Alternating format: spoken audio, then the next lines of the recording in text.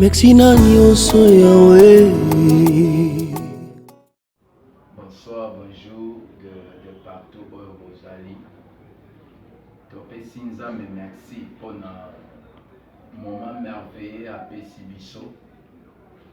Tolingi to prier nzambe avant même to te yabino cette bonne nouvelle. Tikala vraiment connecté, place aux alliés. Le Saint-Esprit va te parler et tu seras complètement béni dans ces instants. Père, nous te rendons nos multiples actions de grâce pour le moment où permettre de kota na babiro, de kota partout ici car ton peuple est bazar. Nous bénissons l'auditoire au Bolanda Bisso, nous sanctifions sur ce moment au nom du Seigneur. Amen. Gloire à Dieu. To Pesibinombo te encore. To continuer à se présenter. Ezabiso ndekona. Ezanga ndekona bino, l'esclave de Dieu Christ Baza. Je vous avais promis de continuer avec ce thème. Pourquoi occupes-tu la terre inutilement? C'est une question. Oyo tolingi aussi topesango réponse. Tolobaki eza parabole. Parabole comme bégaiement. Il y a Moïse qui demande l'interprétation d'Aaron que nous avons appelé le Saint-Esprit. Parabole, c'est l'énigme de Samson où ils ont encore explication na Yemoko. Tu parles qui na parabole comme une partie de l'évangile qui cache une vérité. Il y a moi qui te faire sortir cette vérité. Pourquoi occupes-tu la terre inutilement?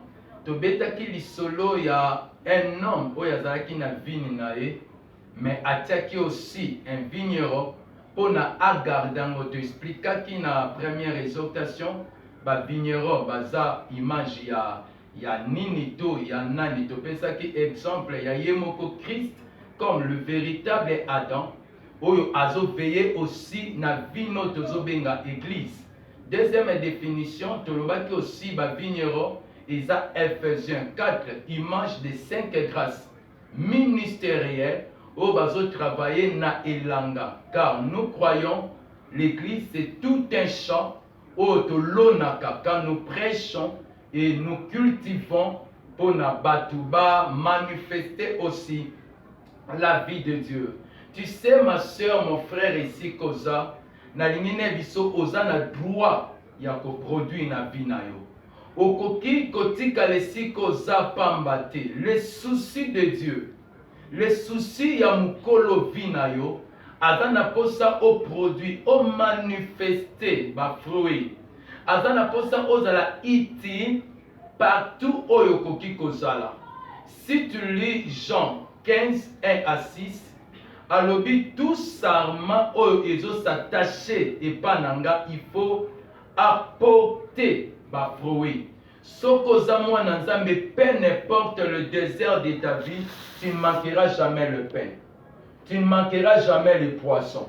Car même dans le désert, il y a une fenêtre miracle nzamba fongolaka. Oui, il faut produire. N'occupez pas la terre inutilement. Nalinga kona continue kolobango. Oye na mokili oyo. Na yebita famité. Mais tiango na makanisino. Nzamba tinda yo sur la terre pour nous à la inutilité. Nzamba tinda sur la terre pour nous observer kaka ba fête batute. Mais il faut aussi observer ta fête. Pourquoi occupe-t-il la terre inutilement? Pourquoi tu vis dans le monde, mais des fois, je ne vois pas mon importance. Tu vis sur la terre, mais dégoût total, tu ne te crois même pas.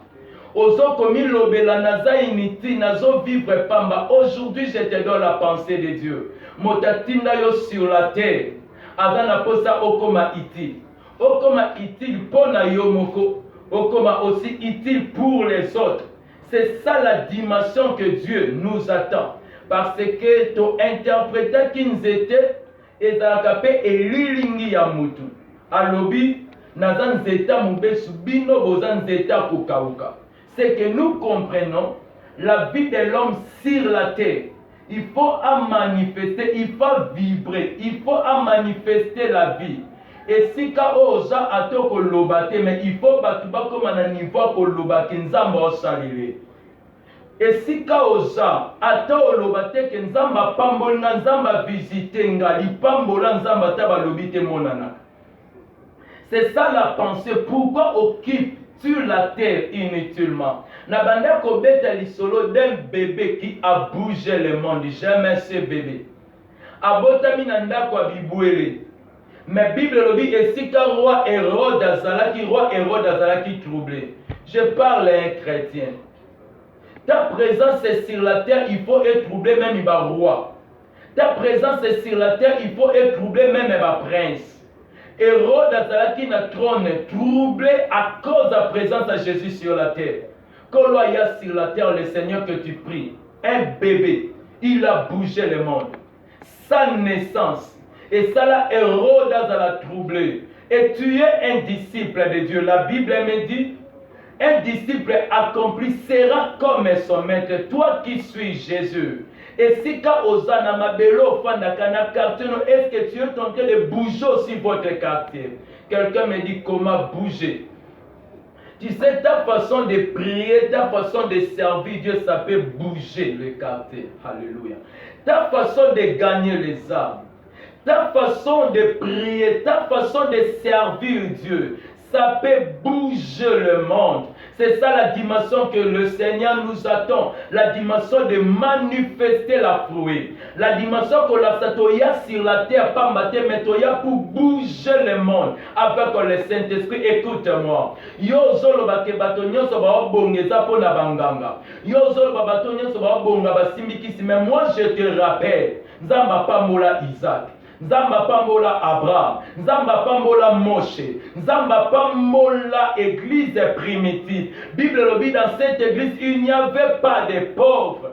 Et si Kaosana Mabelo, ça c'est à toi de bouger. Jésus-Christ est bébé, il a bougé le monde, a troublé le cœur du roi. À ceux qui ont acté dans sa naissance, mais regardez dans le livre de Jean 2. À quelle annonce à Cana? Le vin ayant manqué. Moi, j'ai aimé la dimension de Christ. Saisis-moi, j'ai aimé la dimension de Christ. Ma sangesili. Aïebisi Marie, femme. C'est que nous servons un Dieu qui agit dans son temps. Est-ce que vous pouvez mettre tes places sur ça? Tu sais, l'ensemble, ça la canata, na lobi femme. Na sepeta ma béni Marie, femme, alinga yebisa bate belé. On va prier au nom de Marie, on va prier au nom de Marie. Oui. Alinga bisabate belo ba komi sa sœur, oyebi sœur Marie place à Zafa na nakimia parce que c'est une sœur. Oui, c'est une sœur, oh ya landanza. Atikalo za la jamais nzam, mais c'est une sœur. Et puis c'est femme. Tanangana ne kokite, mais tango tanaye koki remarqué. Le premier miracle nzamba opéré. Azaba vase de pierre destiné à la purification na lobangwata na lingala. Azaba meki o batu babande ko sokola makolo. My God. O babande ko tikelango salite. Alobi pona na la kisabonzambe na ngase na saleli bato baza soin bandimate. Je dois utiliser bato baza déjà salite. Je vais parler à quelqu'un. Nabi ke bato ba loba vina yo eloko isate. Mais il y a un Dieu que tu sers. Il a le capacité pour sa vase. On va abandonner l'ibanda pour n'a pas de salité. Mais lorsqu'on a sepé nango, tant on peut si hors de pas ma disciple. Alors il faut changer mayo et salati na katibotia mayasika. C'est que nazo parler na nouvelle alliance et pour remplacer l'ancienne alliance. Oh, alléluia. Alors, il le changement ya maï, c'est ça le changement sacerdoce, tu peux me donner un amen vivant.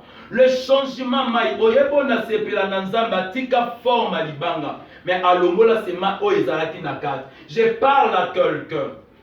Place au landanga, nebi ke katineza ba blessure. nayebi ke kati neza ba problème, mais j'ai pris mon Dieu alongole loko nyonso bato batia ya soni dans ta vie a déverser kati ne loko eko changer ta vie.